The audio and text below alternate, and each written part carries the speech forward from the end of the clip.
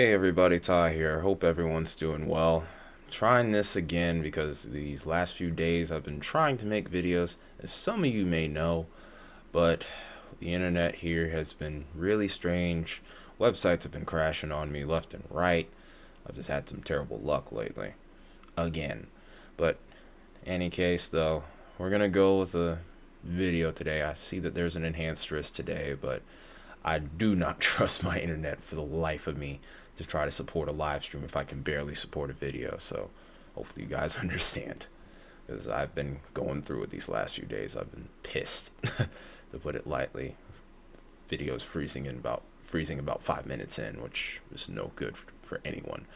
But anyway, this is what we're dealing with today, and we're gonna also take a look at the extra days ahead here because there's more severe weather to come. It's not incredibly insane, the setup that we have, until we get later into next week. But as of right now, though, we still need to pay attention to what we have before us.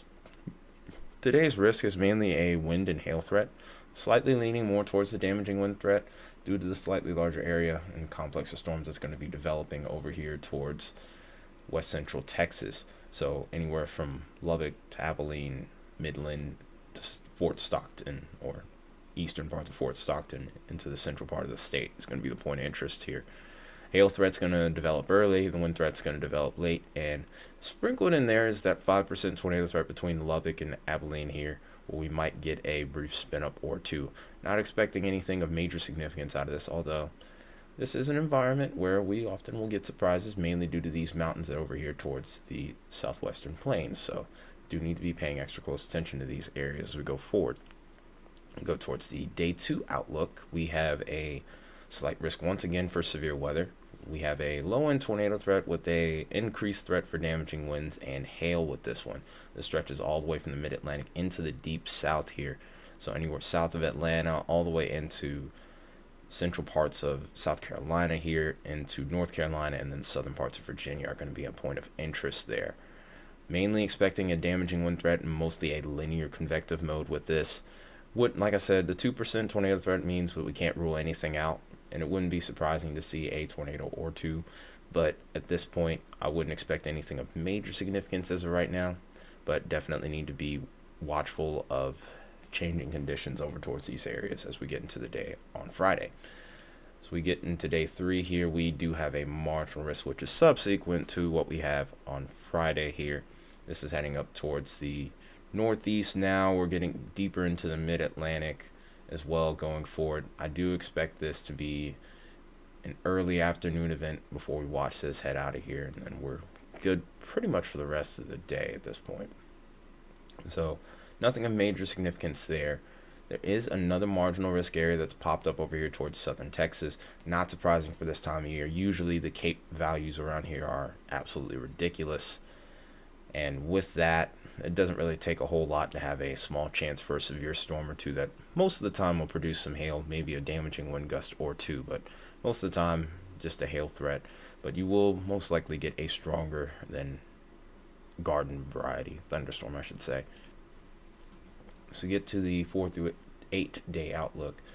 This has been kind of a target area for me. I've been trying, like I said, I've been trying really hard to make a video these last few days here, and I've constantly been like highlighting this area, as you can see in the thumbnail here. I was waiting for when we would get to this point where we would start to see the northern plains coming into play. We now have Nebraska in a slight risk on day 5, and this even stretches into both North and South Dakota along with Minnesota here. So from what I'm seeing here, I would expect a damaging wind threat out of this, mainly due to the shape of this. It isn't always the case that it ends up like this, but I would expect a linear mode to pop up, given the trajectory of the storm track that we've had over these last few weeks on the weather models here. And I don't see too much deviation with that, so that's really the big inkling as to what kind of mode we might end up getting. Now, day 6 is a little bit more interesting. I think this will be a day where maybe all hazard modes might be possible. We'll have to see how this pans out, but I do think that we could maybe get a few tornadoes out of this. I wouldn't hype this up to be a big outbreak or anything, but this is something that we're going to have to watch closely as well. I think hail will be a big thing on this day if this does verify along with the damaging wind threat. So wouldn't take anything off the table for day 6. We were to go ahead and take a look at our weather pattern as a whole here, and we're finishing out this little cycle here. You can see the storm track that we've had. Oh, here we go, we're doing it again. Alright, it looks like it's working though this time. This is the first time it's really worked in a few days properly. But you can see that we have a pretty active storm track over towards the northern plains and over towards the central plains going forward here. Just really hoping that this doesn't freeze again. But you can see that we have this little cutoff low that kind of pops up here. It's always towards this range where it does it. It starts doing that. But you can see these troughs starting to come in right towards the middle of the 7-day period, and this is where things kind of get interesting for these northern states. And then we see continuation of that as we get past that 10-day mark. Now, anyone that's really paying attention, I know what you're thinking. If you look towards the bottom part of this screen here, I know some of you, especially that are living towards Florida in particular, you're looking at this one little particular feature, and you're thinking, what in God's name is that? During hurricane season, this is somewhat common to see those runs come in. It's really 40-60 chance that these even verify, especially during the early part of the season. But that is an area that we're going to need to watch. Storms often do form closer to home. This is not something that you need to panic about though, because this hasn't even begun to form yet. In fact, if anything, there's actually expected to be Saharan dust over towards this region, which could interfere with any chance of that developing. So, something that we're going to need to watch pretty closely going forward. But I wouldn't be too concerned with this at this point in time. Plus, also look at the time frame in which we're looking at. We're nearly 300 hours out. So, like I said, no guarantees, but I'm leaning towards this not developing more than I am it developing. So, we'll be, of course, making updates in the future to make sure that we're keeping an eye on this region here. Of course, with hurricane season literally right on our doorstep. So, no need to panic. I got you covered. That being said, let's go ahead and look towards the lower levels of the atmosphere.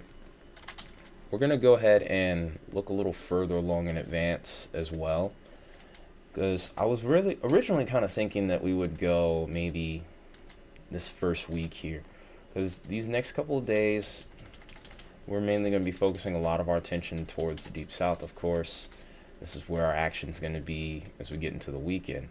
So we move further past that once we get these next couple of troughs to move in, and this is where I've started running into problems as well. And maybe I need to just clean out my computer as a whole.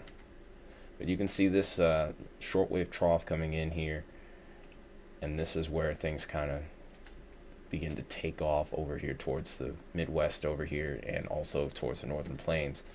There may be a subsequent threat to go along with this, possibly all the way up into the Great Lakes and maybe even to Canada before all is said and done. So looks pretty busy over here. And another thing that I'm making note of also is with this mid-level ridge that's popping up here as well.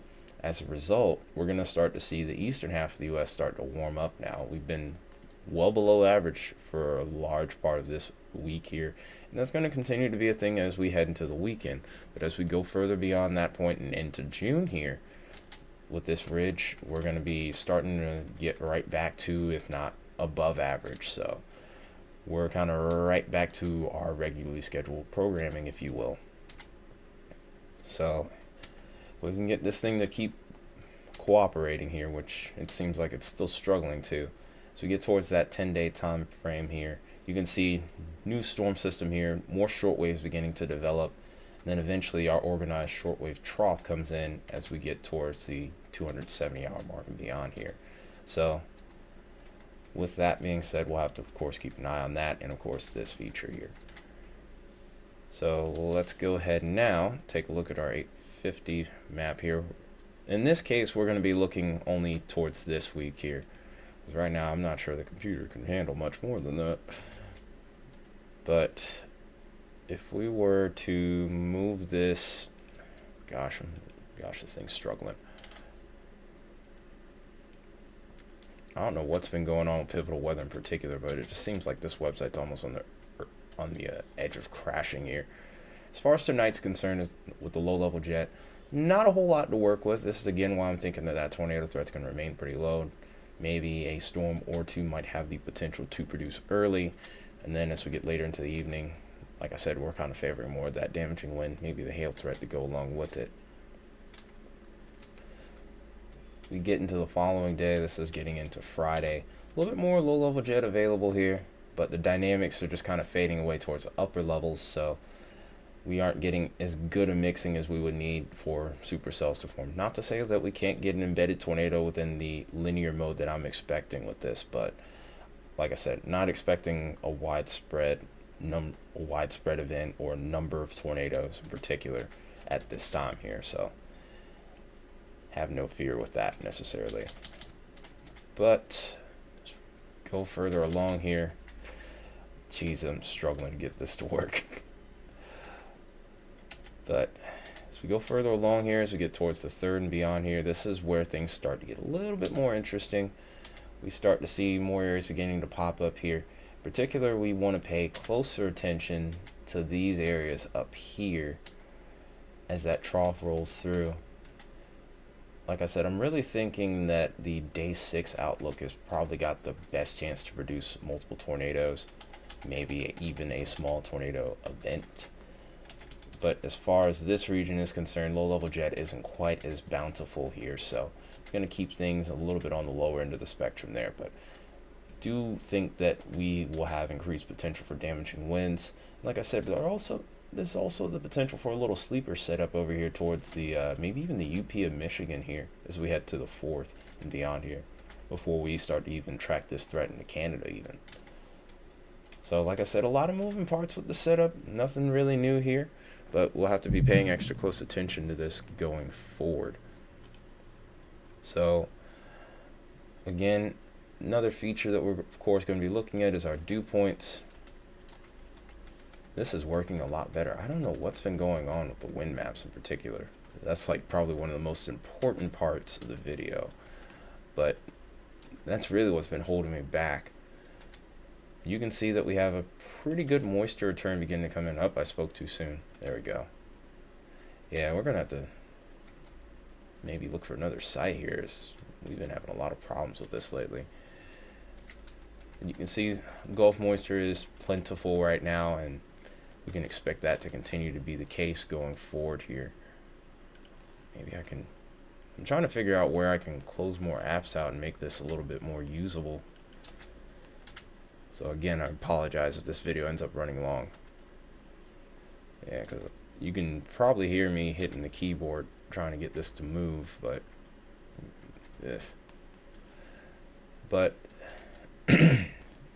we don't really have to go through this entire model run here to kind of get the picture here. You can see that that moisture plume makes it all the way up towards the southern Canadian border before all is said and done. So do think that with this setup we can get some good moisture gradient here too, especially within these next couple of weeks here. That tornado threat might go up. The severe weather threat as a whole still seems like it's pretty elevated at this point here, but I'm gonna go ahead and just keep this moving. So now we're gonna take a look at the temperature here, and that's gonna be a big change as we go throughout the course, a big topic of change as we go throughout the course of the week here. But, okay, come on now. So you can actually see the heat beginning to build out towards the west, and we've talked about it many times. When we have that positive PNA that we have out towards the west like right now, we can almost always expect this to move out to the east. It's very rare that it doesn't occur here. So eventually we start to see the west begin to cool off just a little bit, and then we can see the heat beginning to build out towards the east. Next week we're going to be back to business as usual east of the Mississippi. 80s, 90s, plentiful as we go throughout the day here. It's gonna suck because I work outside. I've been enjoying the cooler days. Rain not so much, but fact of the matter is here you can see a crystal clear look at this as we get towards the start or the end of next week here, and it's into the start of June. You can see the temperatures kind of backing off here and increasing here, which is symbolic of that ridge that we have going on here as well, especially over towards the south. So we're getting into the low to mid 90s here by the time we get towards the end of next week. And then maybe even a few triple digits are going to be coming into play here, even as far south as the Gulf Coast. Definitely going to see them as we head into areas like southern Texas, for example. You can see 101 right there. Clear example. All right. So let's try to struggle through this and take a look at our instability here. You can see that over here towards the southern plains here and also towards the Gulf Coast is where we have the most energy starting to start out the weekend. Eventually we'll start to see this migrate further and further off towards the north here. But what I want you to pay attention to in particular is that date between the 3rd and the 5th. It's right around the afternoon hour, so let's say 18Z here. This is the 3rd. Look at that. 4,000 joules per kilogram, just what we'd be looking for that severe weather threat. The shear is a little bit better over towards this region as well. So a setup that is more than capable of producing tornadoes. We have good parameters for hail here. This is our SHIP, our significant hail index parameter, which is at a 1, which is the minimum number. And then we have also our DCAPE, which is showing above a 1,200 joules per kilogram, nearing 1,300. So damaging winds, hail, tornadoes, all definitely seem to be possible with this setup here. And then if we keep this moving forward here, you see this eventually shift off over into the Great Lakes here possibly as well by the time we get towards the 4th. So busy times ahead here. Gosh, it's hard to get this thing to work properly. And then we see a resurgence of that once we get closer towards that 8 to 10 day range as well, like we talked about earlier. So busy times still ahead here. June is known for a slight drop off in comparison to April and May when it comes to severe weather, so it's not uncommon to see that. But even so, it's also not uncommon to see an active June here. We've seen some on this channel as well. 2023 sticks out in my mind in particular. But this is just a kind of symbolic of what we have before us in regards to our severe weather potential and ultimately how active our pattern is as a whole here. So expect a lot of shifting as we go forward here. So this is a final look at what our simulated radar could be like as it stands right now. By the time we get later into the evening, this could change, of course. So this is not set in stone. Just want to make sure that I've clarified that. So this is what we have going on right now. I think this is probably the best parameter that I've had so far on here that I've had as far as cooperation is concerned. So here's our storm threat for tonight. So we get later into the evening, we'll start to see this congealed into a line. And then we'll see this kind of fire off as we get into the day tomorrow. We'll watch that move out, have a subsequent threat to follow as we get into Saturday afternoon. By the time Saturday evening comes into Saturday morning, we're cleared out, mostly just light rain left over. And then from that point and beyond, this is where we start to look at that severe weather setup maybe starting to take shape over here towards the northern plains. Large part of that's going to be due to this low pressure here. And then we have our secondary threat that pops up over here towards the south as we head towards the 3rd and to the 4th.